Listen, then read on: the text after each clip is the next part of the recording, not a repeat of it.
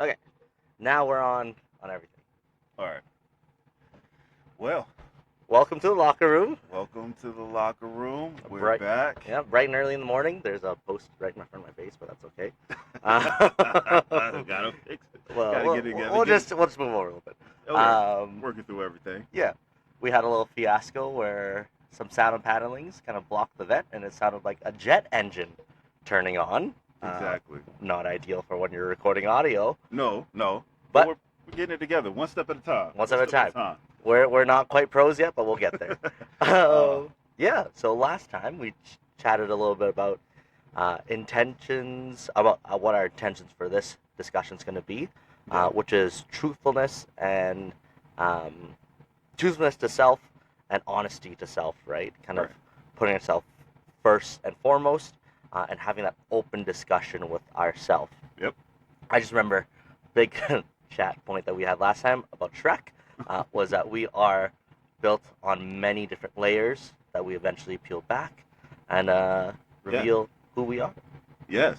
Yeah. Because I remember. Yeah. We ended on that point. Kind of Shrek is went love. through. Yes, full of layers. We are people of layers, and also the fact that honesty with self is so important because of not just our own personal growth, our own uh, mishaps, our own One take, we uh, shall do this. habits of kind of abandoning ourselves in little ways in order to just comply or go along with pleasing others or what society says we might be, and how that small habit of abandoning ourselves grows into a bigger habit that kind of takes us out of the picture when it comes to imposing our uniqueness onto this world. Um, Ultimately, we have unique points of view. We have talents. We have uh, gifts that we are given that we're meant to share with this world, and we lose out on that when we decide that we want to forego all of that in order to get along or fit in or just conform to society. So that is, I'm not saying that you have to be a rebel in order to, but sometimes just the act of being honest with yourself and being true to yourself is rebellious. Um, it What he can seem said. so. Yeah, I was just saying what he said. I had a little situation here I, that I I had to saw deal with. that. I saw that going. For Which people who are just audio, I got attacked by my mic. he definitely did. So Oh, and I powered through. I yeah, powered through, and I kept it going. he held For the the fort. sake of the pod. But for Oh, those we're that you still can being see, attacked. I just for those that can see on video, I want you just acknowledge how well I did there. You saw that. He You is doing saw so it, good right and I now. just kept it going, straight face and everything. I am still gonna adjust, but I want to ask you a question, All right. and that question is, what was a time in which you could say you were that rebel, that nonconformist, that person who kind of shifted from, let's say, kind of self, like an individual of just a lot of self perceptions, comparing yourself to the world around you, to someone who was true to themselves? Mm, That, man, that was a pretty deep question as I was adjusting the mic. Eh? that That was is a that was deep that was pretty question. good. Oh, I hope that doesn't attack us. I don't know if I can do that Oh again. man, that is a deep question. There are times. Oh, where do I even start with that? I feel like most of my life has been kind of jumping back and forth across that rope. I feel like there's times where I've been on the conformity side, and usually those are times of uh, self doubt. Uh, but most of the time, like I said, just coming up from a young age, I feel like school, even with getting like even with like the way I just attack things in sports. Oh, I'm floundering here, trying to think of something specific. But while I'm here thinking so hard, I'm going to push this question back at you, and maybe you will inspire me to for a better answer. That was such a massive Uno reverse card right there. But I'll take Yes. it. I'll take it. Okay, All right. I'll answer first. So, kind of one, honestly, like overall, looking at my life, it's been fairly, I guess, nonconformist Hmm. compared to both my family, my friends, and a lot of that stuff, right? And um, let's see, I can't really think of one example particularly because kind of an asshole all right way around. But so let's say just overall, right, is that I am an individual who works at a gym, helps people with fitness, working out, that kind of stuff, Mhm. right? And I would say personality wise, like I don't really fit in along with the usual bro jock Mhm. status for things, right? I am extremely nerdy. And Mhm. like I used to do LARPing, used to do a lot of that stuff. Oh, Like it yep. was very far out of there, right? But when I realized that those two things are both me at the same time, right? My true self is someone who loves to help people through their health journeys, through their fitness, through their mental health gains, through all that jazz. But at the same time, I can also express myself truly about my passions, about Mhm. comic books, movies, music, all that jazz, right? Yeah. And just having that ability to be like, hey, I can't judge myself on two different fronts. I can't separate those out of me. So I'm gonna embrace those two sides of me and kind of form it into what I think Jason is, Right. right? I think that's something that for all of us is a huge measure of self confidence, measure of self validation. Is that not necessarily having an honest conversation with yourself, but being honest about who you are, Yeah. right? 100%. That's a good answer. Yeah, that's pretty Yeah. okay, right? I mean, if I go for that, then I could say like most of my life has been that way. Mm-hmm. In a way, there's been a lot of pressures in me from family or different ways to conform or to go along with how things should be. Uh, but even in school and in every process, if you talk to any of my family, I've been kind of rebellious along the way. If I don't agree with it, I didn't see how it worked or benefited, then I just disagreed. I didn't really fit into one single group because I was very athletic, but I wasn't really on the jock side. I was also in a lot of advanced gifted classes and stuff like that, so I was on that side. I don't know. Things just don't. I've never felt like a lot of stuff, the way people conform to things made a lot of sense to me. Even growing up in the work field, I mean, in working field, yes, I'm in the gym. I've started several businesses. I don't feel like how the regular 9 to 5 thing. I was always trying to find ways to make that work differently, right? Yeah. All of it,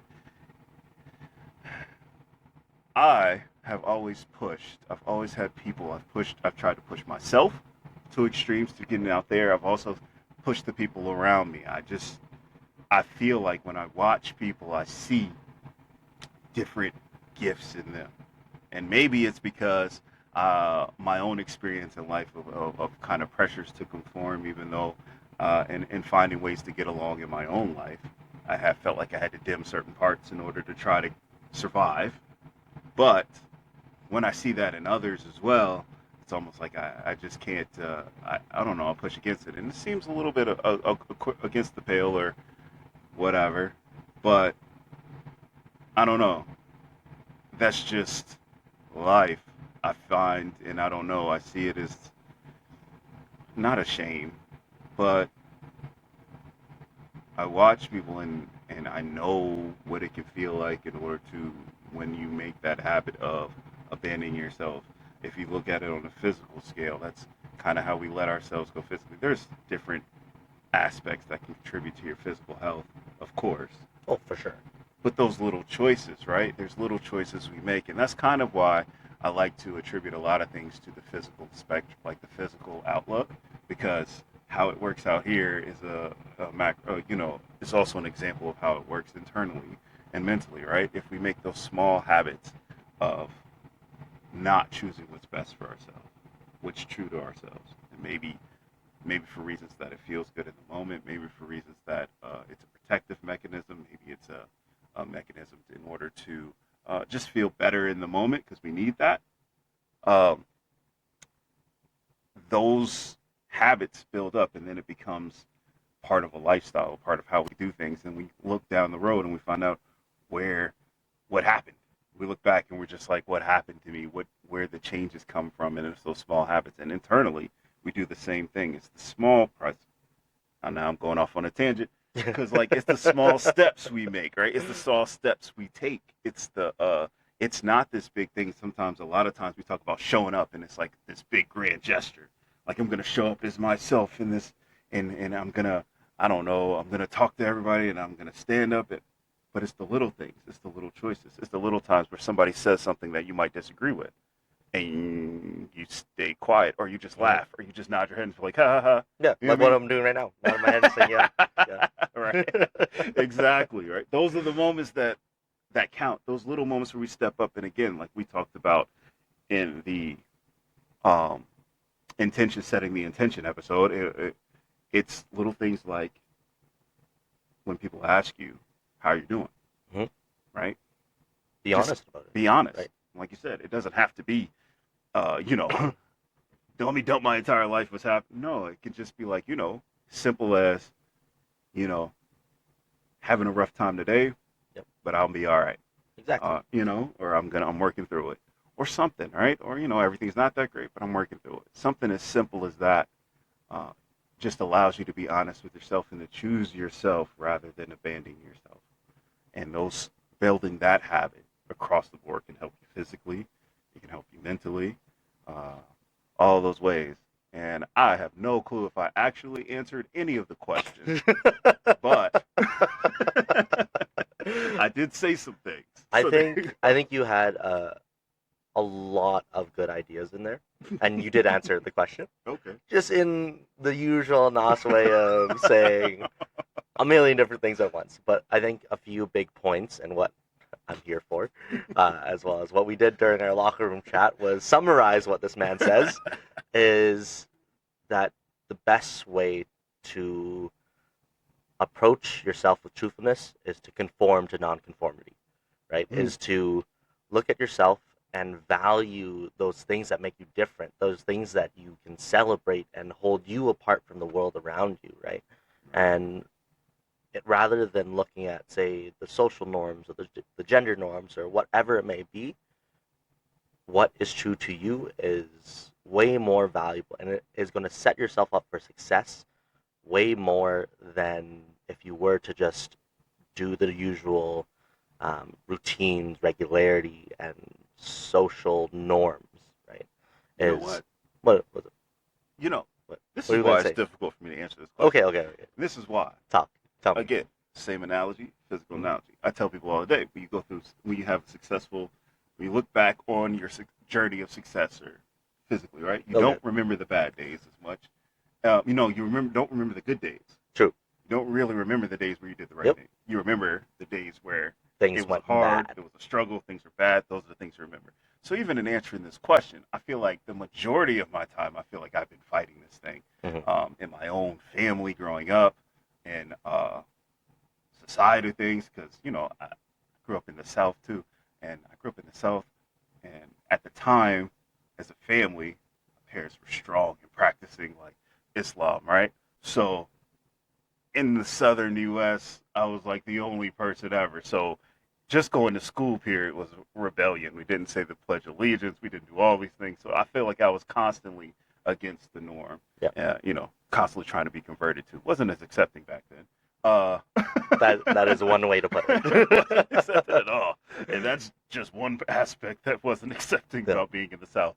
But so I felt like I was always doing that, and what I remember more are the times where I was trying my hardest, or I was trying to fit in, and it just seemed like a struggle. Or I was Yep. trying to actively, I guess, make the choice to abandon myself, Yep. and it just it never set right with me. And I remember those more vividly than times where I wasn't. You know. It's true, right? Mm. And kind of to add on to that, and plus a few points that you brought up Mm. before, is like those moments. It's never a big grand gesture. It's never like that. Rome was not built in a day, and it also didn't collapse in a day, Yeah. right? So either way, those small steps can lead you into really good points of success. but they also can chip away at you pretty quickly too, right? And it's those moment of hardships, right? It's not one grand, massive moment of hardship. You didn't, no one Tanya Harding you in the kneecap or anything like Right. that, right? But over time, things chip away. You wear yourself down. You go into situations where you sacrifice yourself a little bit more, a little bit more, and a little bit more, and by the end of it, you lose who you are, right? But we can also say the same thing around: is you've lost who you are, but you can also chip away at it, right? Figure out where that next step is. Figure out where, hey, in this little small battle, I'm gonna put myself first, right? And then that grows into you, who is not in conformist, who is a rebellion, Mm-hmm. who that is right, who is a rebel, and pushes that idea and that self further along, right? Right. I believe that. That sparked the thought in me. So you're saying the idea of making the small choices, forget yourself. This is Yes. a memory of mine. Uh, my mom tells the story too. I was little. I had to be. I remember things. I moved around a lot, so I remember things about places I lived. So I lived in this certain place. So I had to be no older than 8, somewhere around there. From probably like anywhere between 4 and 8. Mhm. Uh, and I said, I learned early in life that everybody couldn't take everything. It's a survival thing. Sometimes you develop habits at home, and there's ways that you have to. I learned early to maneuver in order to, you move well and keep the peace at home. Yeah. Right? So I remember having this conversation with my mom, and I remember telling her when I was little, we talk about it still to this day. I remember saying that um, I had learned, I remember saying at the time that I could maneuver or figure out how to kind of get along with people. Um, and my biggest fear, I said this when I was little, true story, 100%. Um, my biggest fear is like, what if? And I asked her, what if I learned because I told her in a childish way, like I could be different people. Like I knew how to be different people Yeah. for whoever I was talking to. It's like, what if I got so used to being different people that I forget how to be me? And of course, she didn't really. She just kind of was like, "Oh, you won't forget yourself," and blah blah blah. And I remember this conversation. I remember having it, and it's like, but it's not true. You can get not so far that you'll forget yourself and you can't get back. You can always get back because it's always you. But the habits of abandoning yourself can become so strong that you do it habitually, subconsciously, to the point where it gets harder and harder to decipher which one is the habit and which one is actually what you want or who you are. And that's where I feel I've been and a lot of people go, right? And that's the process that we kind of talk about, is bringing it back to number one, creating that gap between the habit and who you are. But in order to do that, it's having that honest conversation, that conversation with yourself, so you can understand really who you are. Because like I said, you might find there's a lot of things that you accepted as part of you that are more part of the habit. And then you realize, I don't even like that stuff. That ain't even me. True. You know? Well, like this kind of leads into a big exercise that we discussed during our group meeting, right? And one that I find probably one of the hardest to do, but also one of the most powerful ones to do, is the childhood self discussion, right? Mm-hmm. We talked a little bit about last time about having that discussion with yourself. But the question is, who are you talking to, right? And in this exercise, you are having a discussion with this nebulous being of who you were in the past, right? Your little kid self, right? You don't have to choose a particular age or year, but just who you were as a kid, right? That joyful spark of youth or whatever it may be, right? And you have an open conversation about who you are now, who you were as that kid, right? What that kid would think of who you have become, right? What that kid thinks about the decisions you've made, but also what you feel like you've either gained or lost since then, Mm-hmm. right? So using that exercise, it's like, how would you host that conversation with your childhood self on that matter? With my current life, Yeah. see, for me, I guess it would be my current life too. A lot of it is just how I show up day to day. Mm. There's a lot of there. There's a difference in because I know there's little things, especially when I'm in modes of like trying to.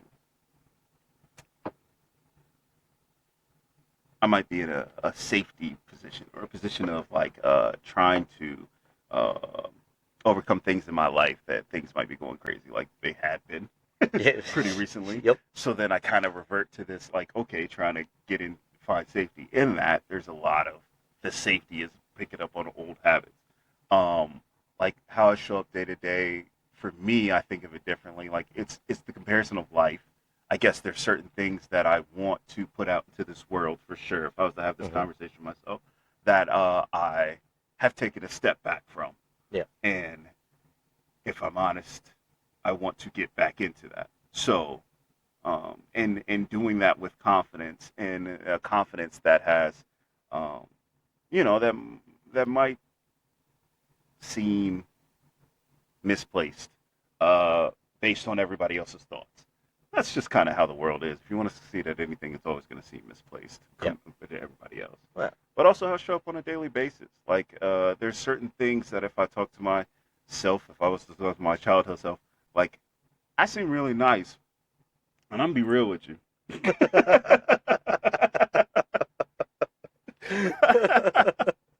I'm an asshole, man, and for real, I've been considered an asshole for the most part about a lot of times when I'm really, and not that I'm dishonest.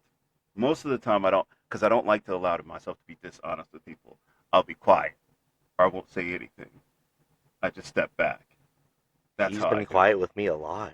Oh, Wow. very. So I'll step back and not say much, right? Rather than say what I feel. This was a protective thing, because this also gave me the label of being laid back and all these things. He doesn't care. He's so laid back. He doesn't care about Yeah. much. No, because as a child, when I did express what I felt, what I thought, what I immediately, It's a dangerous people game. couldn't handle it. Yep. Right? People couldn't hold that space for me. So I learned that that wasn't what I should do. Then sometimes I feel like if I just have an honest conversation with people, it made a lot of people uncomfortable in society outside of that. So then I pulled back because I thought it was wrong at that time as a young person to make people consistently uncomfortable. So I pulled back with that. And then I created the habit again. So we're walking you through this process that we talked about earlier. I created the habit of, okay, well, let me just step back, change myself, rather than finding the people who understood me better, right? And I Mhm. wasn't able to just put that out there. So then it became finding that person again.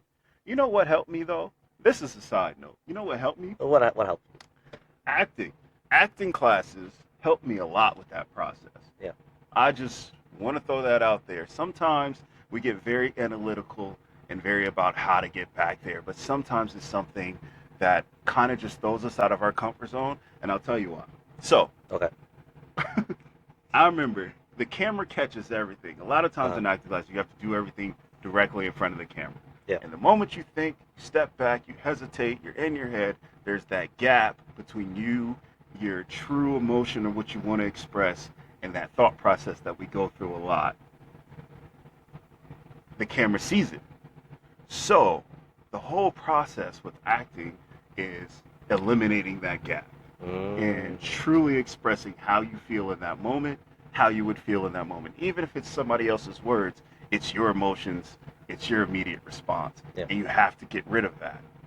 I understand that. That's why a lot of actors, they'll say like the the movie or the acting is the real world of the truth, and the quote unquote real world is acting, right? Yeah. It's the unreal or whatever they say, you know. But that's the point. So that helped out a lot too, in bringing myself back to myself. But yeah, those things. What was the question? I'm gonna be honest. I don't remember what the I question don't was. remember either. I don't remember. Your discussion with your child itself. That was Oh the yeah. question. So Yeah. anyway, yes, those are things that that would happen in my discussion So with my childhood let me self. once again sum this up. Is Nas used an avenue in order to have that discussion and that honestly, that physicality in that discussion through acting. He found that avenue to host that discussion, right? Yes. For some people, it'll be acting. For others, it might be more in tune to therapy, and Oh, therapy too. I mean, don't get me therapy's wrong. huge. All That was definitely involved. yeah, massively, massively. Um, Also, hold on. okay, okay. They give me. You What? answer the question. How would you have that conversation? Funny enough, I was just about to answer the question. Okay. So Okay. thank Never you. mind. All Okay. right. So on that similar note about finding your avenue of healing, Mhm. right? An avenue for self-talk, self-discovery, that discussion with your childhood self. For me, it was through therapy, of course. I love therapy; it's great. So if you guys need more information on that, we'll Yes, talk more it about it. is. It's Um, necessary. More people should go. There should be no stigma yeah. about it. We all need it. Anyway. We Anyways, need another person. I did not do acting. Mhm. I'm But what my kind of avenue for healing was with through cinema and through movies and finding an avenue that forces you to express emotions honestly and openly, Mhm. right? So for me, movies was like watching movies was a massive component to that, right? And a lot of time growing up, it was you're watching a sad movie and all of a sudden someone says, "Why are you crying? Like Mhm. why?" Because it's a fucking sad movie, dude. Like Marley and Me, devastating, right? Yeah. Holy shit!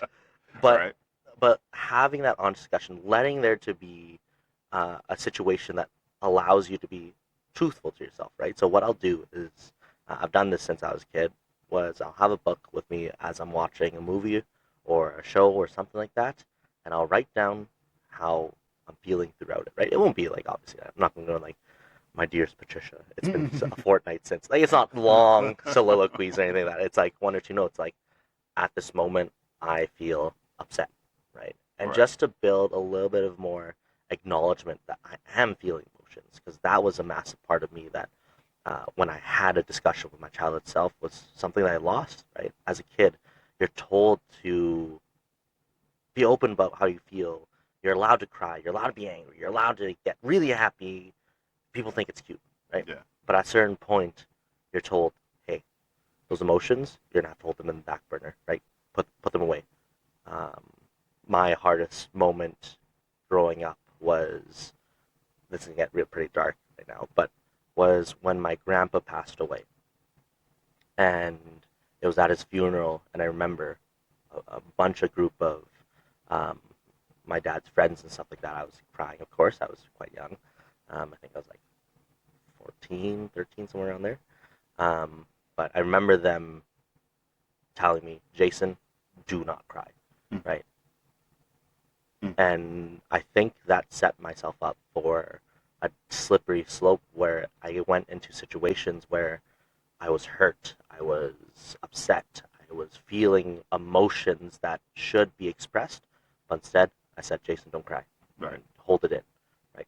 Put it into yourself and bottle that up so that people don't, you're not a burden to other people, right?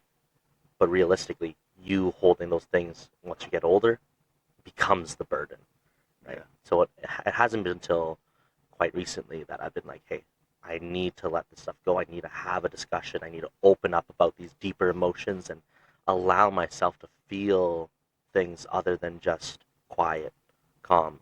Jason, don't disturb the peace, right?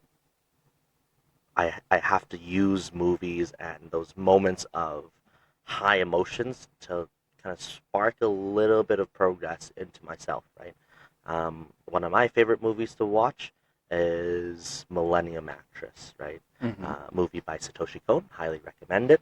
Mhm. And it's about a journey of love and finding what true love means to you and stuff like that. Great movie, yada yada yada.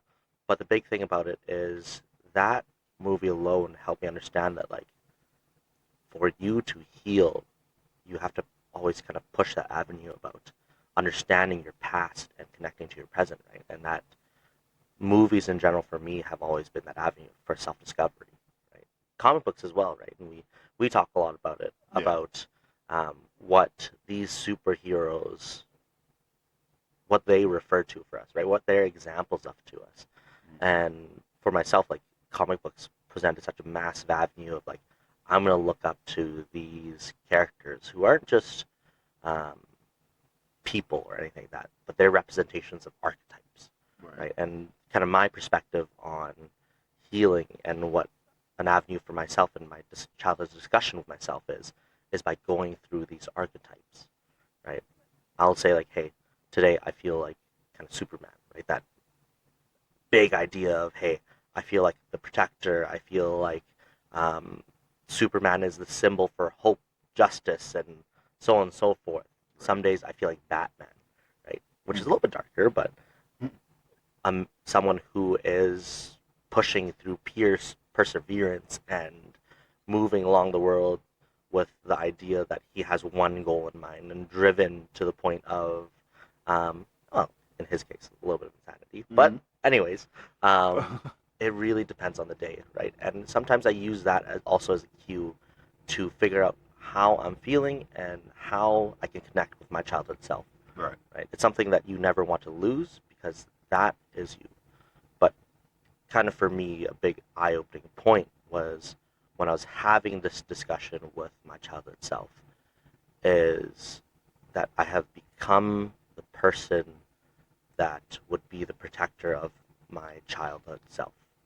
Right? I've become that person that would step in front of the speeding train to Hmm. grab my childhood self from a situation that's hard, right? For me, it was that emotional expression. And now I've grown to a point where I can express those emotions openly and I help people find those emotions themselves, right? Right.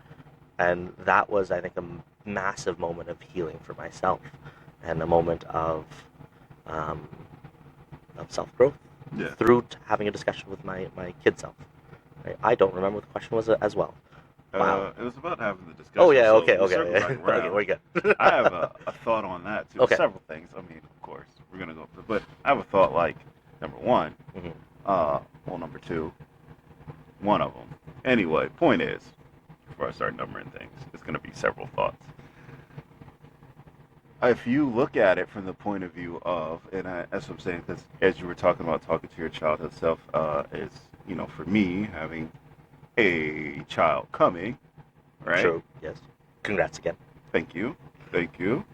Um, and he's gonna be a boy, so I find that's almost like a reintroduction to this childhood self conversation, right? Hmm. A lot of it has been for me looking at it from that aspect of how would I the things that I want for him, right? As far as not just not just material things, but just like we're talking about having Yeah. that strong foundation, that sense of self, that confidence in self, right? Hmm. And how do I make sure he has that or doesn't get chipped away at or the foundation isn't there? Like for me, the foundation wasn't there. My parents tried their best, but they had their own shortcomings in it since they didn't know or walk through that growth process at the time they were young with themselves. They didn't know how to instill that in the next person, right? So Yeah. because that, it just kind of gets passed along. For example, I'll say this is one part of we talk about accepting ourselves. One thing about it, right? Okay. I am an extremely competitive person, right? True. I am very much so, like through and through. Always have been since I was a kid. I remember I had this conversation with my mom recently because Hmm. I remember there's a part of I always thought something was wrong with me because of how competitive I was. Because people used to always at home talk about it. Like when we played games, like, oh, you're so competitive, almost like in this negative way, like I was doing Yeah. something wrong. So I almost had this shame built around it. It was allowed to be in sports or whatever, but even then, you know, it was like accepted then, but if we're playing cards or playing a game at home, it's like, oh, What are you it's too doing? much now. Yeah. It's too much now. But I can't. That just makes me who I am. So it's this part that you kind of like, okay, well, it became this all or nothing. It's like it's either acceptable or it's not, and it's like I try not to because I don't want to rub anybody the wrong way. It just became this thing, right? Anyway, I had this conversation with my mom later, and she was just like, oh, it was never. She never thought of it as a bad thing. It's like, but in me, it kind of grew in that way. That's how I received it. Okay. It's like she always says we were never trying to say it was a bad thing. We liked your competitiveness because we used to love it. We used to cheer for it when you played games and all these things. How you would just turn it on and be so competitive. It's like, but I never heard that part. Always, you know what I'm saying? Yes. Like that part wasn't emphasized. The Yep. good part, that it was good. It was always the part about how it negatively Yep. affected others. That's what was said out loud.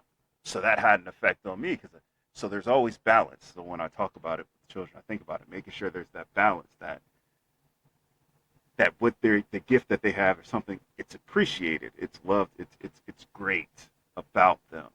Um, Even if you're gonna say like, okay, calm down over here, but anyway, how to place it.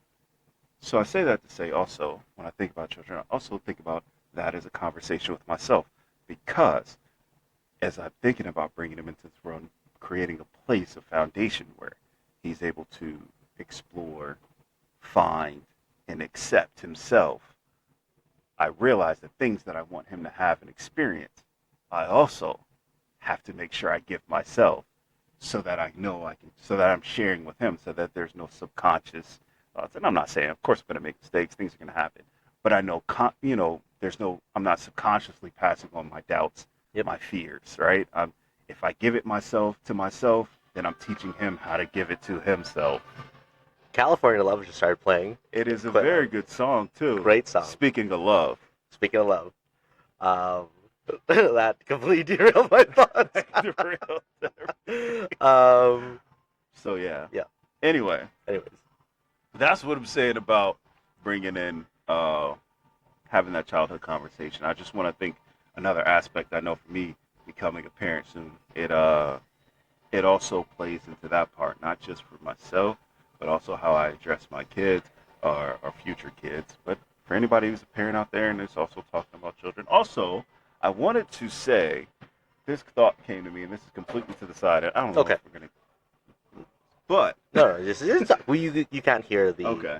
things. I just wanted to say also and add in that this podcast that we're doing, we didn't talk about who it's for. It's, we're talking about many things, but I was talking about it over the weekend, and I just wanted to express that it is for everybody who has pretty much a male in their life, especially. Mm-hmm. I mean, we're going to talk about mainly things, but if it's for, women, listen too, because if it's in wanting an understanding of the men in your life or how to address men, whether they be children, whether they be partners, whether they be just other people in your life, or how to understand things more, or how to even talk to more. Because we've had a conversation recently Yep. with a coworker talking about uh, their, relation, how they relate to the people, the man in their life. So, and having that understanding of, a deeper insight into some of the thought process behind that. That's also welcome. So everybody listen. This is pretty much what I'm saying. One way of saying just everybody listen. I think a good way of putting it is we're using kind of masculinity and manhood as a reference point for us to start a conversation with. Mm-hmm. But realistically, this is a discussion about everyone and everything. Right? Yes. Um, See, he's good at making things sound better. Summoning him up. Yeah, right? I just be talking. Yeah. And on the point about your kid, right, Mm-hmm. is I think it's a big part of what we discuss later on, is that when we spend time to focus on ourselves, it's not selfish, Mm-hmm. right? Because now you're setting yourself up for that foundation that then you share onto others. Right? Exactly. You pass on your healing and help other people heal, right? You're taking that ladle out of your cup and putting it into other people's cup, Right. for You example, can't. right? Yeah, you can't share what you haven't experienced. And if Exactly. you don't do it for yourself, you can't tell anybody else how to do it, or show anybody else how to do it, Yep. or teach anybody else how to do it. Right? So for us to kind of develop a good basis that we can share to the next generation, share our legacy onward to others, we have to have that self-integrity, that foundation of a truthful discussion with yourself, and push that avenue further, right? Push it a little bit more, so that when you have an opportunity to share on with the next generation, you can speak with your honest self, and you can set up that platform for them to grow on, right? Exactly. Set those roots. Exactly. The roots. You can set the roots in that foundation. Because a lot of people end up speaking for what we think, how we think it should be. Mm-hmm. But when you experience it, when you do it for yourself, you can say exactly what it is or what it takes. It's a little bit different from everybody, but they can speak and see the roots of someone. You know, if you're viewing the tree, I can see the entire tree. I can see the roots. I can see the trunk. I can see the branches. I can see the leaves of someone who is true to themselves and stays true to themselves and has that self-integrity. I can see that, and then I can model that, because that's how we learn as individuals. We can talk till we're blue in the face, but most of us just copy, kind of, or we find somebody we can see, we copy it, and then we get the feelings that are attached to it. We learn how to follow this person who's doing what they said they do, or Yeah. you know, what it looks like, and then it gives us that foundation to follow, that path to follow, um, and then we get to experience the benefits of that. So, yeah, man, do it to yourself. You first. Roots, tree.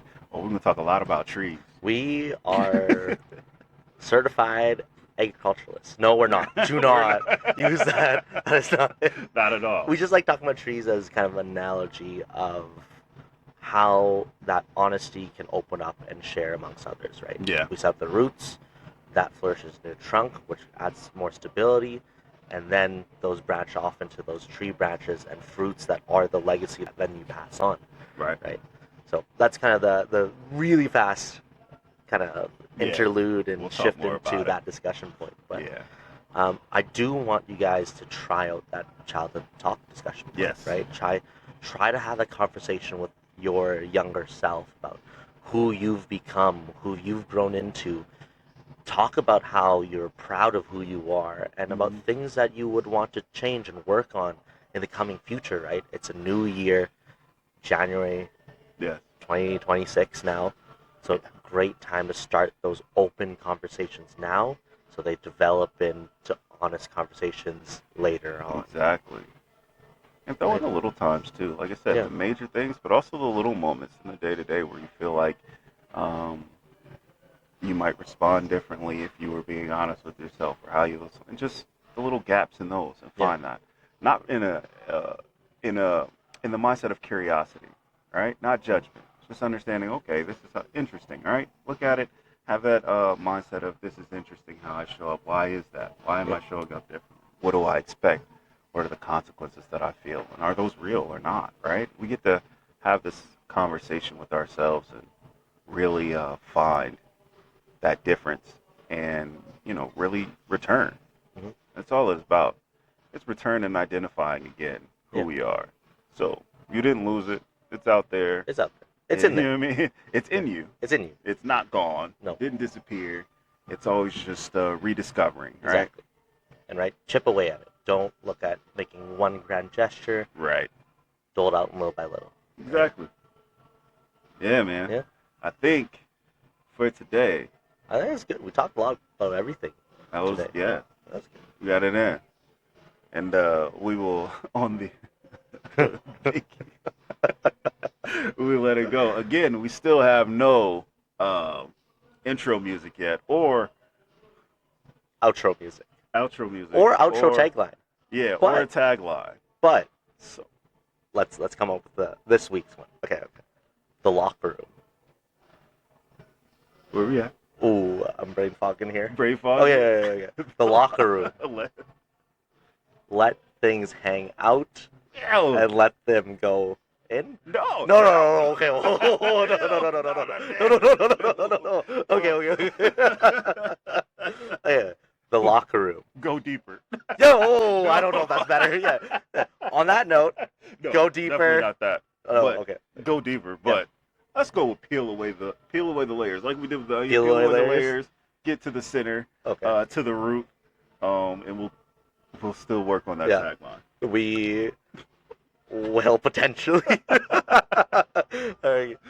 Well, that's it for Locker Room for today. That's it. Well, I'll see you guys on the next episode, Yeah. and We'll set our intentions. set our intentions.